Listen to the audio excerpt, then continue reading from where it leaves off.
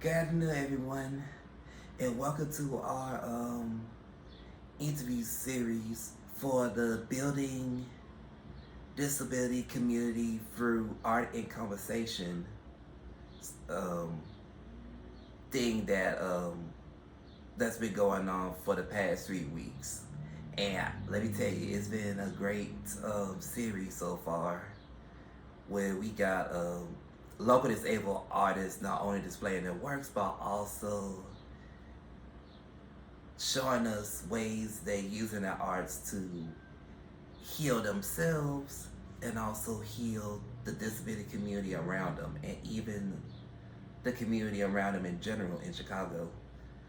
So to my left we have the amazing Cherlnell Lane. She is a writer, she is a poet, entrepreneur, she's just an extraordinary person. So how you doing today? I'm doing good. That was an excellent introduction. Aw, You are excellent, so thank you. You're excellent too. I try. I try. You don't try, you do. You do. I know. I'm just a regular person. You are not a regular person. I get that all the time. So the first question I would like to ask you is tell me about, because from my understanding you talked about your work in the second week in and the topic was the intersections of no. I was about to say the second week, but you're actually on the first week Yep. with Jay Cornejo. And so I think we was talking about remembering the loss and people who died between last year and this year because of COVID or because of police brutality and all the other forms of oppressions we faced. Yes. So I would like to know, just tell me your thoughts about how what people took away from that conversation that first week, and also how can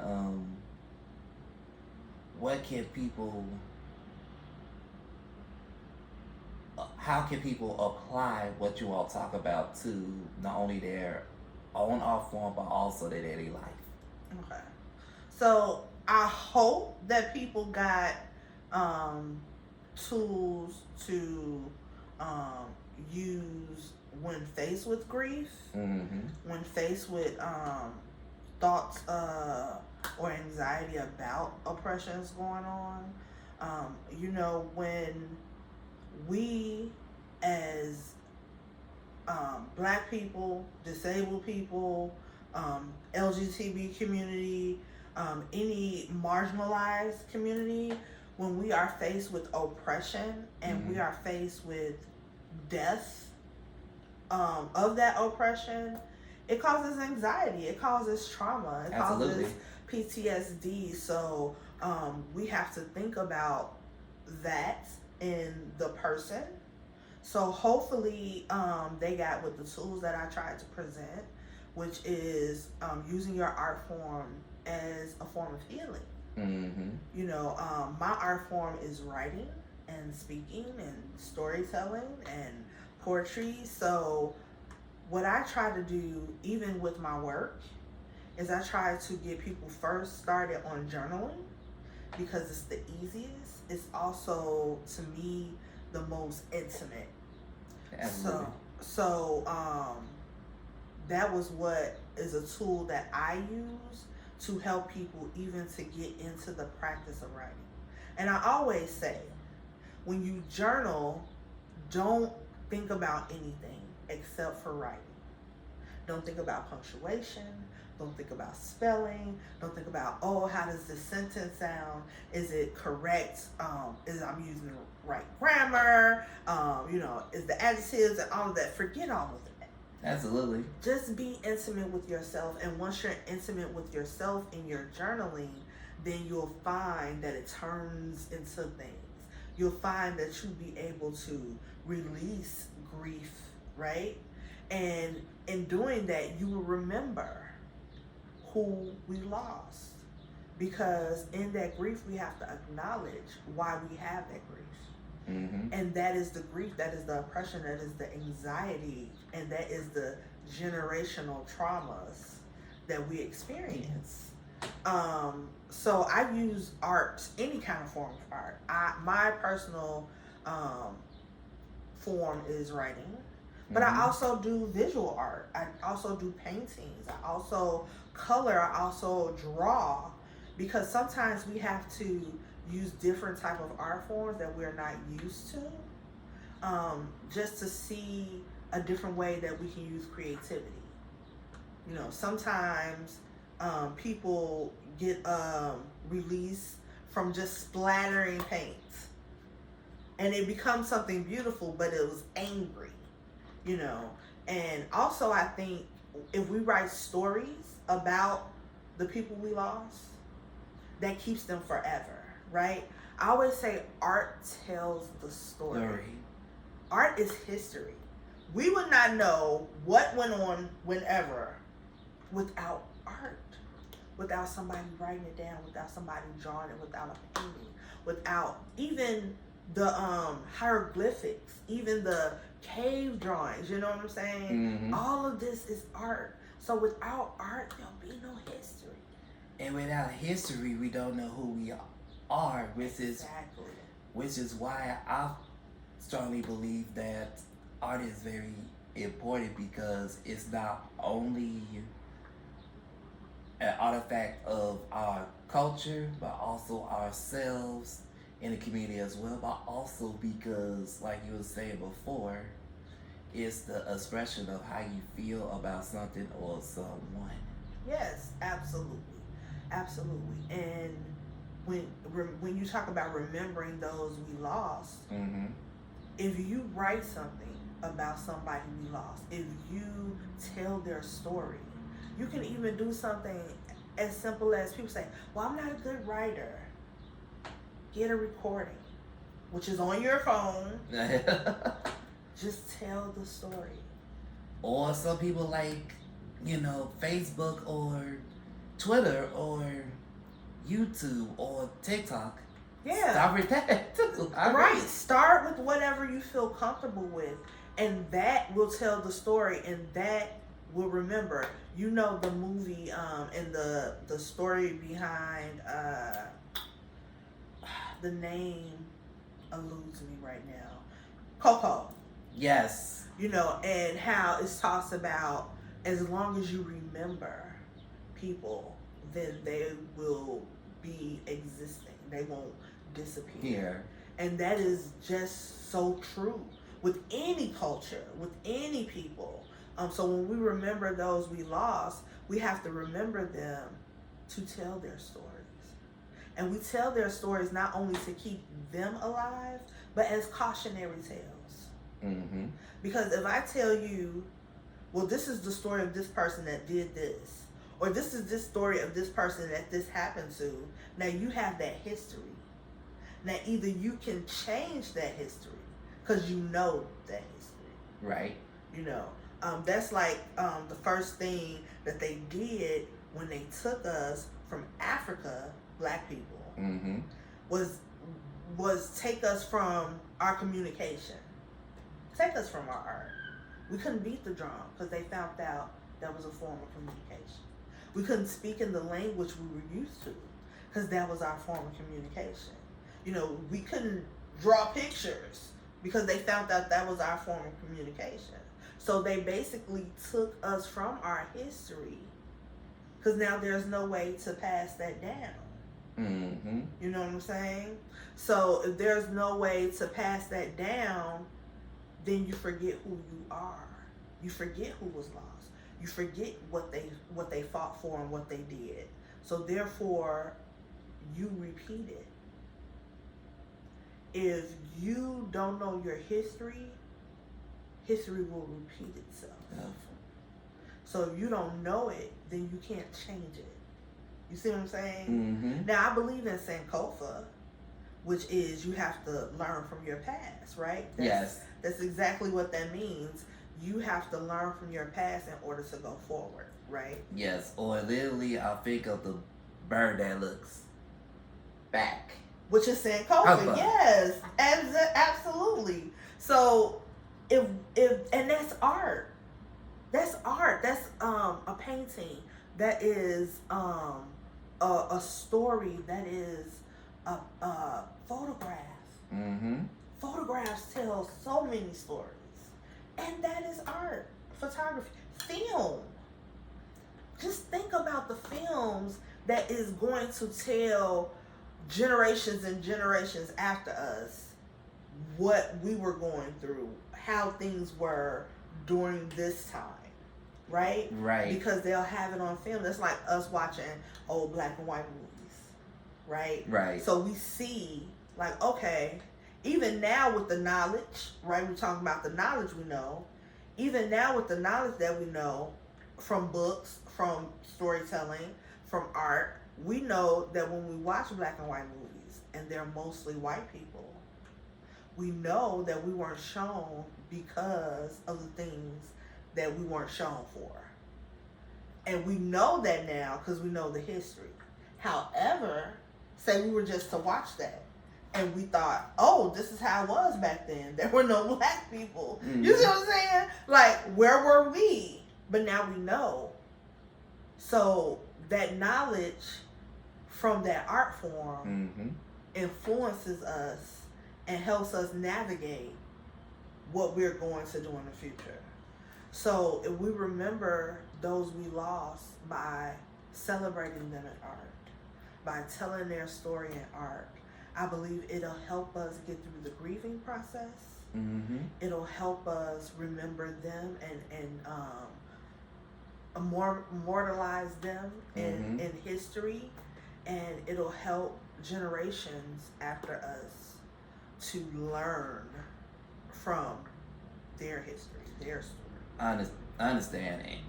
It kind of goes back to even the concept how we celebrate our celebrities who passed away in the black community, whether we tattoo Kobe Bryant, DMX, right, or we create a memorial in Minneapolis of George Floyd at the exact same spot he was murdered. I'll even say lynched. Absolutely. And those are ways to remember what happened. And a lot of people say, oh, it's just this or it's just that, and we need to do more. They need to give us more. And that is very true. We need more in every marginalized community, right? As a disabled person, when I go places, it is ridiculous that these people don't make anything for people in wheelchairs, anything for people in walkers, anything for any kind of people with disability. And I'm like, what year are we in? We know that people exist with these things. So why aren't you prepared as a business, as a doctor's office, as anything that people come in? Why aren't you prepared for a disabled person to come into there? Absolutely. It's ridiculous. LGBTQ, there are places where they will not hire someone if they know that they are part of the LGBTQ community. Still, and this is like... And this is after, almost 10 years ago? Not so long ago that, marriages are open and legal, not after that, we expanded healthcare to take care of that community, there's still discrimination. Oh, absolutely. It just comes to show, I believe, that even with all that we've done, there's still a lot of work to do. I think that's why, in my opinion, creating art to memorialize our loss or our struggle is very important. Otherwise, we experience it now. People will say, well, it's over with. No, it's not. No, not at all. Not at all. But I think about, or should I say and I think about artists such as like Richard Wright and James Baldwin, and even the narrative of Frederick Douglass, right? Mm-hmm. Who wrote in such rawness about the state of America for Black people. What went on? Why? Even police brutality. And you can still point to things in their writings that apply today. Mm-hmm. If that can happen, then we are not done.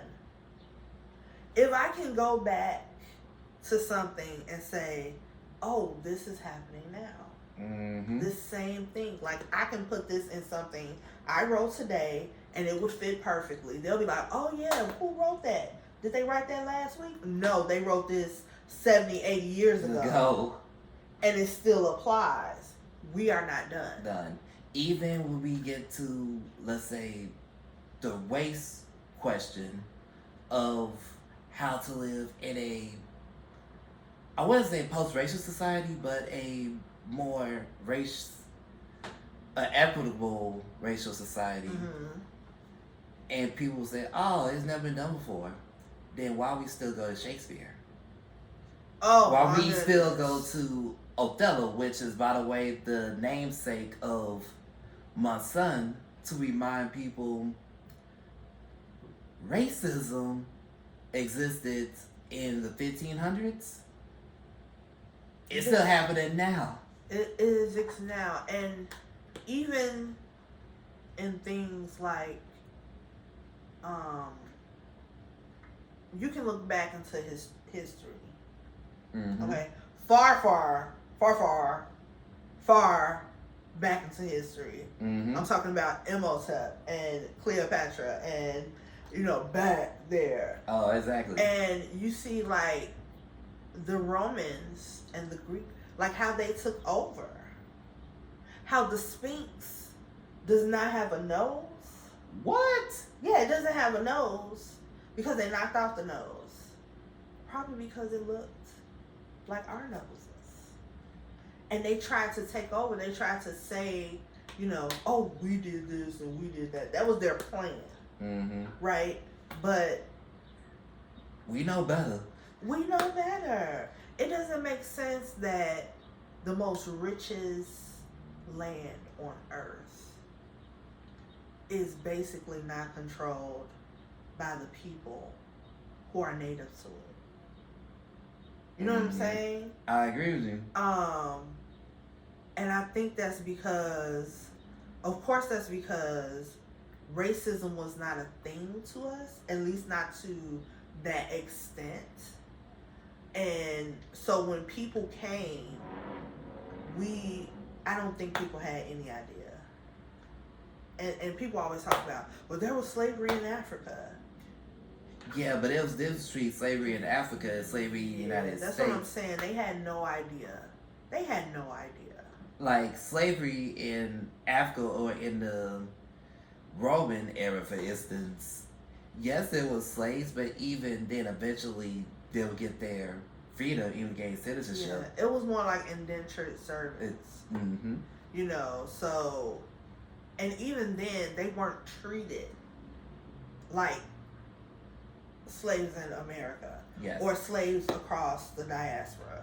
They were not treated in such a manner.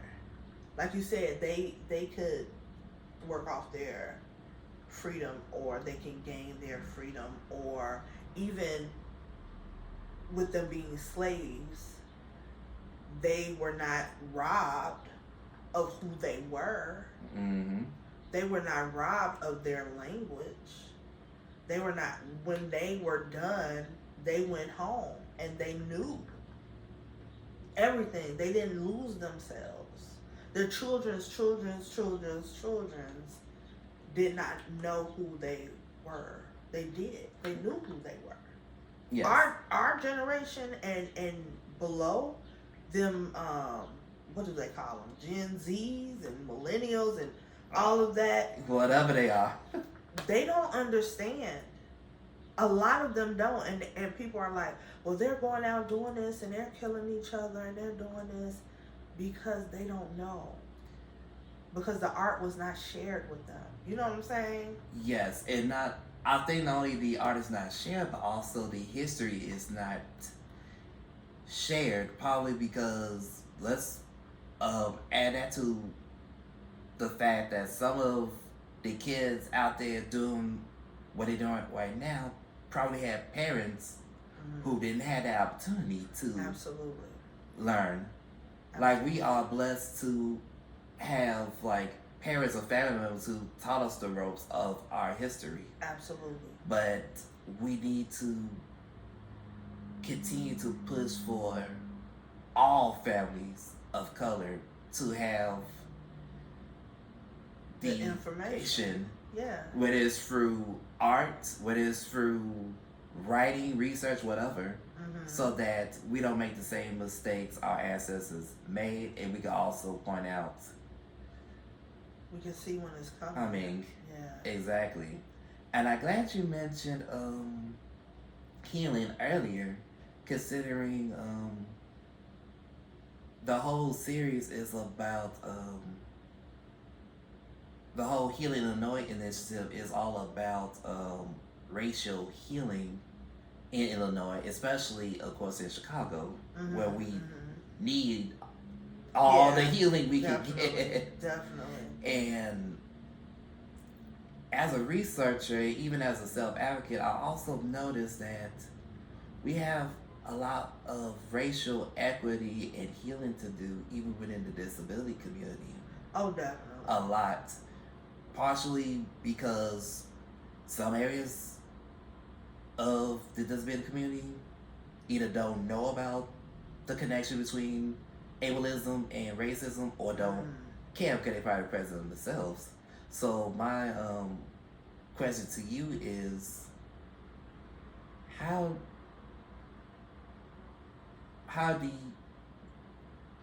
do you use your art forms to address the need for people in the disability community to be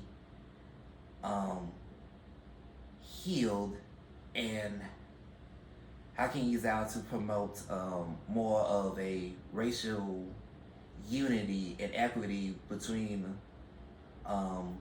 white disabled folks and disabled folks of color? As a matter of fact, not just you in particular, but also how can disabled artists like us in general could use our talents and art forms to unite the diverse disability community in Illinois through our works, especially being healed to the point where we'll be just both as disabled people and racial beings as well, if that, for lack of better words. So I think the first thing is, you said, how do we use our art for to show people about ableism in our community? Yes. And to show people, like, to bring attention to what we deal with in our community. Mm-hmm. And I do this, and I'm starting to do it even more, and I think people should do this across art forms. Uh-huh. Include disabled people. Like, if you're writing, write about a disability. If the person has a disability, write about it. Yep. I think a lot of times we hide it Mm-hmm. in our art. If you're writing about able-bodied people. Mm-hmm. You're never writing about, you can be sitting in a wheelchair, you can have braces and crutches, but you're never writing about a person that is disabled. You take pictures, you paint, but you're not painting or giving a glimpse or view of people who are like you.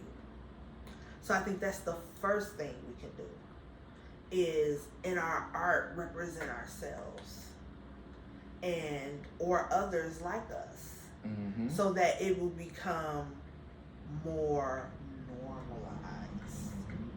You know, I entered a contest recently, and it was for a company called My Beautiful Fluff, which makes plus size clothing. And she has these cool little characters on her brand, and she makes the t-shirts, the earrings, the bags, all of the things, right, with the characters on them. So you hand me my phone behind you. Sure. So they so the contest was, whoever won the contest got one of the images, and then Mm-hmm. they were the little button on the side. Okay. They were featured. Nice. So I'm gonna get my line. Journals are already out. Oh. Yeah. So I'm gonna be on t-shirts and earrings and all of that. It's okay. I can show people. Yeah. Show them. Move over. There you go. So That's a lovely image, ain't it? Yeah. So that is going to be on a national clothing line. Wow. So I really wanted it because it's me in my wheelchair, and I have never seen on a clothing line, even all the disability clothing lines that I've seen. Like, I'm going to the Ability Expo this weekend, and I went last year, so they have a bunch of stuff. I had never seen an actual person on a shirt, on a mug, on a keychain. No actual people. They'll have the disabled symbol. They'll have it in all different ways. They'll have the words, but never a real person. Especially a disabled person of color. That's what my next thing was. So I am not only, I don't know this for certain, but I think I'm the first person disabled to be featured as a real life person on a line that's national. 1. 2, a person of color. 3, a woman. 4, a plus size woman. Mm-hmm. Who has purple braids in her hair. Mm-hmm. You know what I'm saying? So that's what's needed. Representation is so freaking important, not only for us, but for children. Mm-hmm. You know, I did this, so when people wear it, people are like, oh my God, that looks like me. She's in a chair like me. You know, whatever they identify with it, it's now seen, and they're like, oh, if that's seen, I'm okay. Because when we're hidden, when we don't see anything like us, then we don't think it's acceptable. We don't think it's normal. When the truth is, there are more disabled people than people know. Is it? Disability is everywhere. Disability is everywhere. And they're all different types. You know, I talking about art and inclusion in the disability community. Mm-hmm. Years ago, this was a while ago, I hosted the disability open mic for the National Poetry Slam when they were here in Chicago. And it was an amazing experience because it was people with all different types of disability, of all different types of races. And we were just spitting poetry. You know, we were having a good time and people was fire. You know, and I kept saying, for people who missed out on this, for people who were looking at the programs and was like, disability, oh, I'm not disabled, I'm not going to that. Or, that's going to be weird, I'm not going to that. Y'all missed out. They missed out on fire. You know what I'm saying? I kept saying that. One of the things that I appreciate about places that I have featured is that if I say I need a table for my computer, because I can't hold and because I speak with my hands, and I'm like, I need a table because I can't hold mic and, you know, I can't do all of that. And they give me a table and they have my little mic stand. And that's how I can perform. And that's inclusion. That is acceptance. That's what we need more of. It shouldn't be that every time I want to go somewhere, I have to call the place twice to talk to several people to be like, are you wheelchair accessible? Are you wheelchair accessible for a wide wheelchair? Is the bathroom wheelchair accessible? These are questions that I should not have to ask in 2021. But I still have to. Twice. Because I have been told, oh yeah, we're wheelchair accessible. And they have a step. I'm like, whoa. They're like, oh, if you drive real fast, what?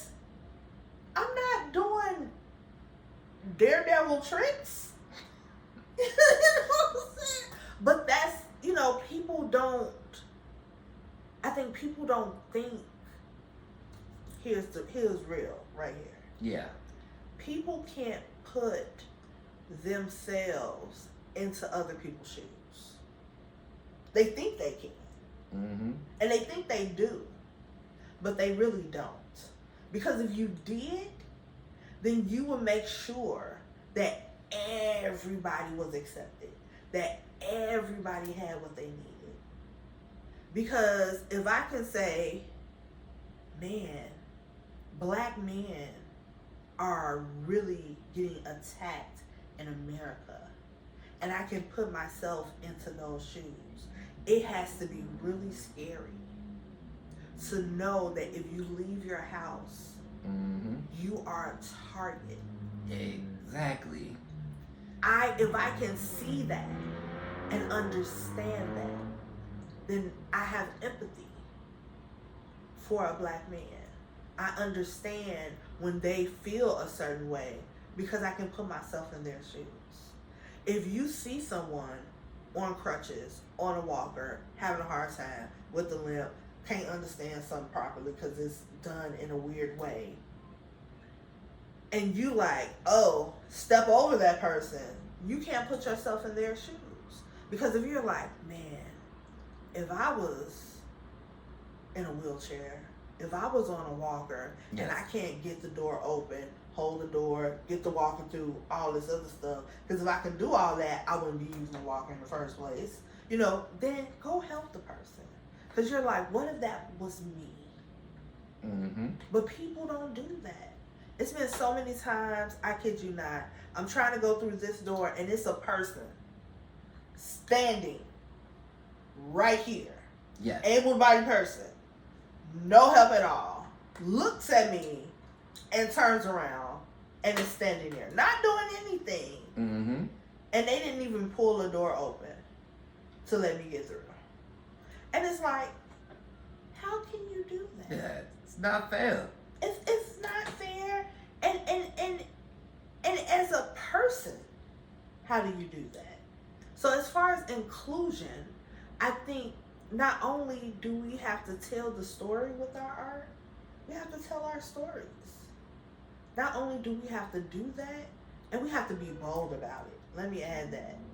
We have to be bold and unapologetic. Right? Right. This is us. This is me. I'm not infringing on you. This is just me. If you can say who you are, why can't I say who I am? Exactly. And there are a lot of people, I tell everything in my art, on my website, in my blog, just period, on my show. I tell everything. And people are always like, why do you share so much? And I was like, because I want it to be normalized.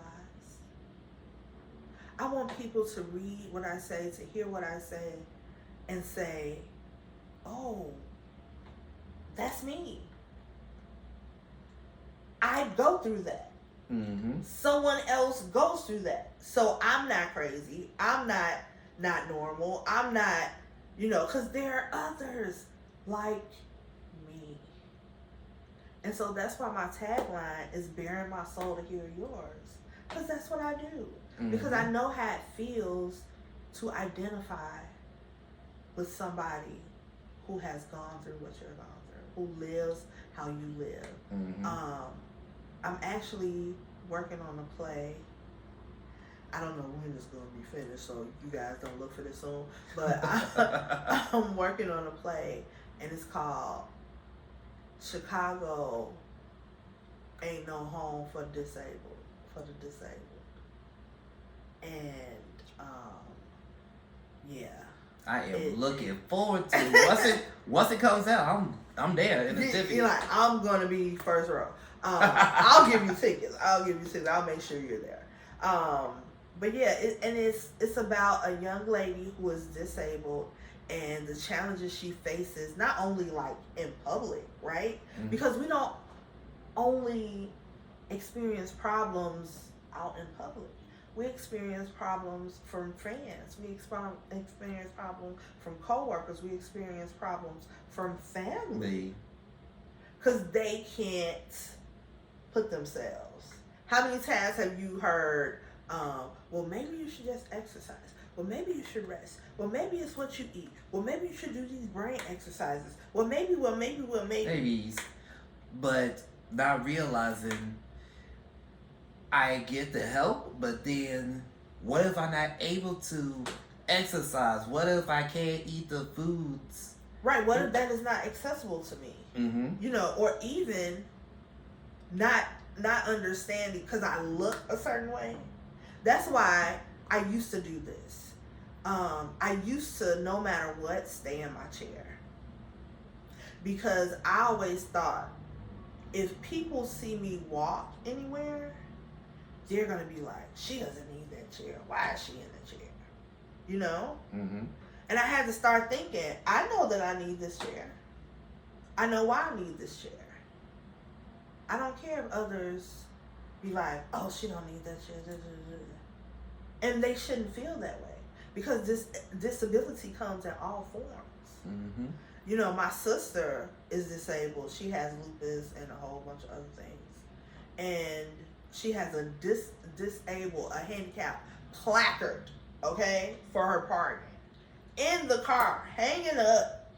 She parks at the store in a handicap spot. She comes out. She looks like she doesn't have a disability. The police, basically come at her. You know what I'm saying? Writing her a ticket, coming at her, you're not disabled, you shouldn't park here. And I'm like, the police? Not like the mall cop. Not like the person, the city police, CPD. They should know this. And she got the placard. It's not like she was just parked there and she came out and she looked like, she wasn't disabled. Mm-hmm. But first of all, you don't know what her disability is. So how can you even fix your mind to assume that this person isn't disabled? Because they walked out of the store. That's the same thing with me. I used to think that, I can't get out of my chair.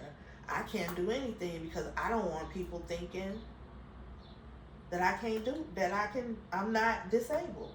That comes with family.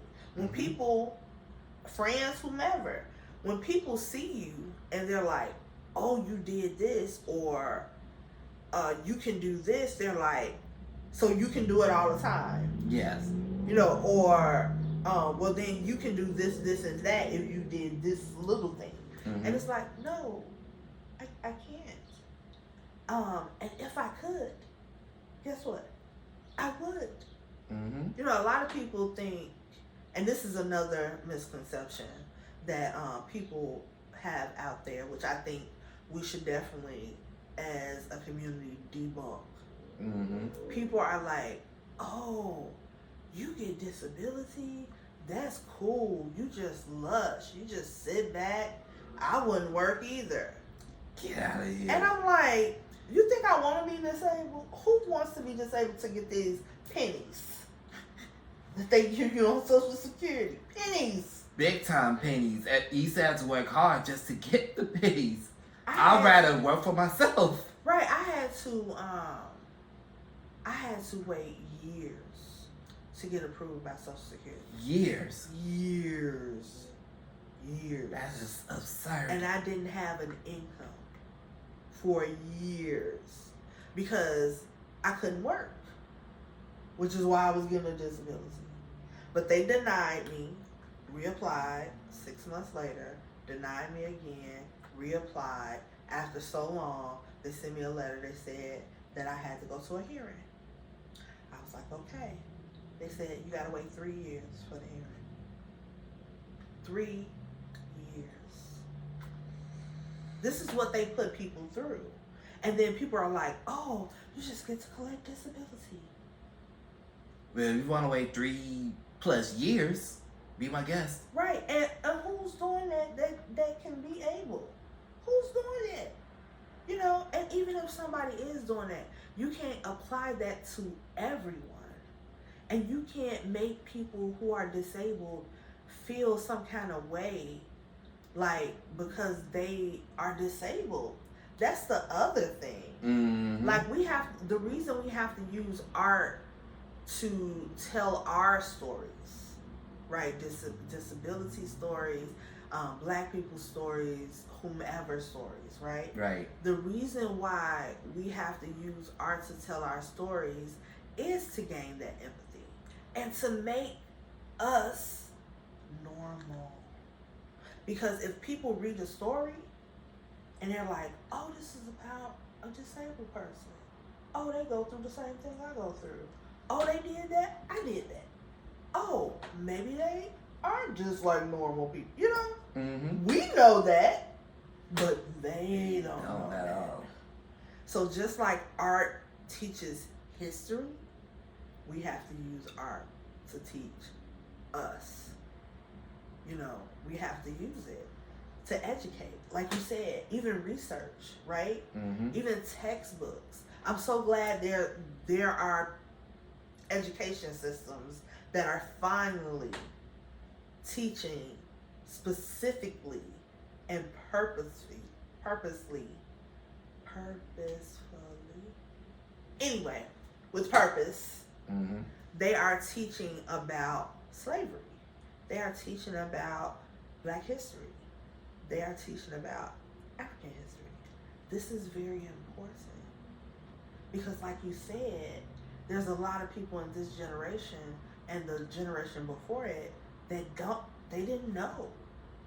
They didn't know because, like you said, if you don't have the privilege of having people in your life, whether that be parents, whether that be relatives, whether that be siblings or peers, whether that be teachers, whether that be mentors, if you don't have someone in your life to say, hey, here's this information. Mm-hmm. This is what it is. Then how do you know what it is? Agreed. And luckily, we're in this age of technology where you can Google anything. So even if you can light a spark in somebody's brain, they can say, oh, I'm interested in that. Let me Google it. Right? And then they learn more. But we have to light that spark. And if they don't see it, then we can't light that spark. Exactly. So we have to put it in books. We have to put it in paintings. We have to put it in film. We have to put it in TV shows. We have to put it out there, because if they don't see it, they won't know. Oh. Like we were talking about the film, the black and white films, where they didn't have black people in them, right? Mm-hmm. So people didn't have an idea what black people went through. And now we're getting to the point where we can make black films. Like black films about love, and black films about drama, and black films about thrillers, and you know what I'm saying? Because we didn't have that opportunity before. We were just one thing. We were just maids. We were just, you know, like Bojangles. We was, you know what I'm saying? We was just entertainment, not even for us, but for everybody else. But everybody else. So now we have the power to be like, okay, we're going to put us in this. This is going to be about us. Yep. But they have to do inclusion. Yes. That's the thing. It's about us, but we're a part of us. And that's the thing. We are a part of the us. So you all need to, and not even you all, but we need to get involved so that we can say, hey, this person needs to be in a wheelchair. Hey, this person needs to have autism, because that's normal, and we need to include that in film, in art, period. Because if we don't, 20 years from now, just like that black and white film, they're gonna think, oh, they didn't exist. This is new. This is not new. LGBTQ, people think this is new. Please. This just bust out. They just bust out with this. No, they didn't. This been going on. That's been going on since the beginning of time. Right. This is not new. Ain't nothing new under the sun. This is not new. It's just different methods. Right, just because they had to be hidden. That's the thing. You know, and that's true with all people. They had to be hidden. You know, it's funny that each community has their own way of communication, right? Right. And we have our own terms and what we understand, and that's because of shared experiences. So I think if we all connected over shared experiences, we would see that we're not so different from each other. And that will create empathy. And I think the easiest and larger way to do that is through art. I just feel that way.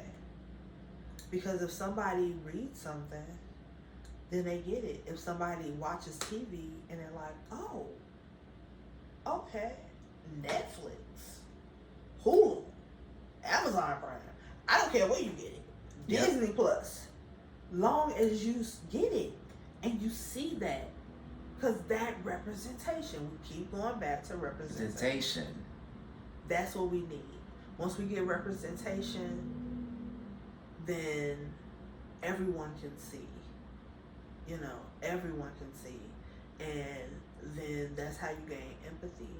That's how you become normalized. That's how you become a part. Right? Yep. But we have to remember that we shouldn't have to become a part. Right. Because we're already a part. So it's already, we're already at a disadvantage. Right?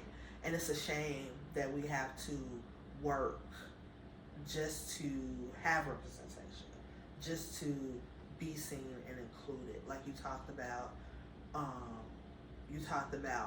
everybody being included in the disability community, everybody being included in the greater community. And I think that it's going to take shared experiences, empathy, and the ability to open your mind and take in information. Absolutely. Because if we can't do those things, you can't be in somebody else's shoes. You can't understand anybody else.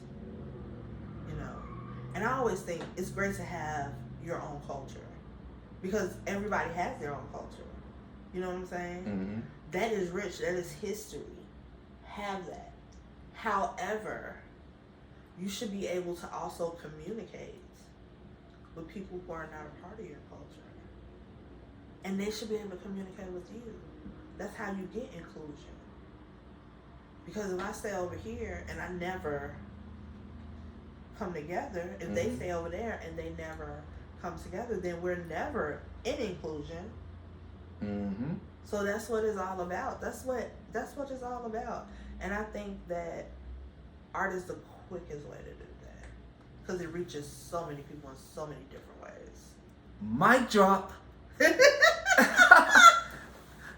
I mean, you hit it right on the head.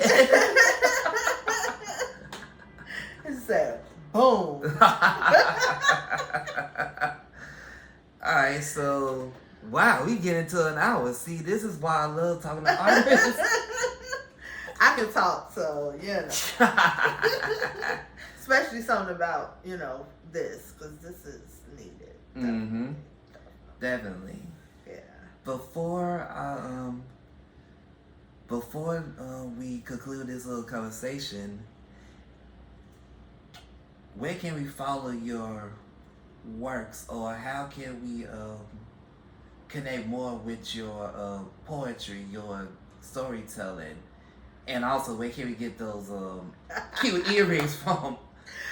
Okay, so if you want to connect with me, please check me out at Cherlnell everywhere. So that's CHERLNELL. One more time. That's CHERLNELL. And that is Cherlnell.com. Cherlnell at Cherlnell for my email. Everything that you want to reach me at social media is bit.ly/Cherlnell, whatever it is. So Cherlnell YouTube, Cherlnell Facebook, Cherlnell Twitter, Cherlnell Instagram. My @ is always Cherlnell. My show is Words from a Black Woman's Experience. It airs on Mondays, every other Monday at 6 p.m. Central on my YouTube and Facebook. So if you use those links I just gave you, you'll be able to find it. You'll also be able to find videos of my poetry and everything else. And they call me the poetic storyteller because my poetry tells a story and my stories are poetic. So please reach out to me. I also do classes, workshops, speaking, just reach out to me. Book me. Please I have do. 2 books that I'm published. I'm published in others, national publications, just reach out to me. I'm a great performer. You should hire me. Please support the fellow Black artists, especially Black disabled artists. You might as well. Yes. You'll love it. Don't miss out.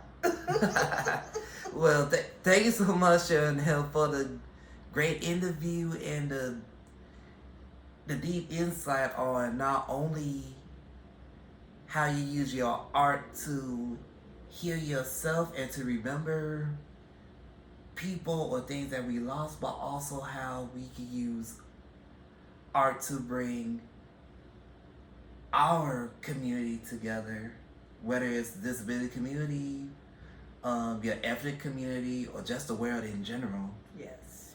Yes, and I look forward to working with you more, or talking to you more about art and other things too. Yes, I think that'll be cool.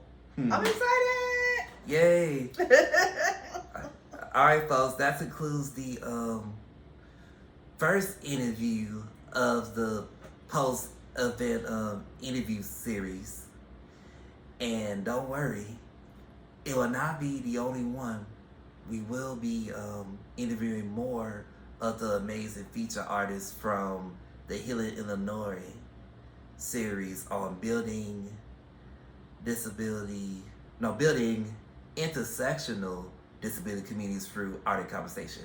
Yes. But until then, have a great day. Bye.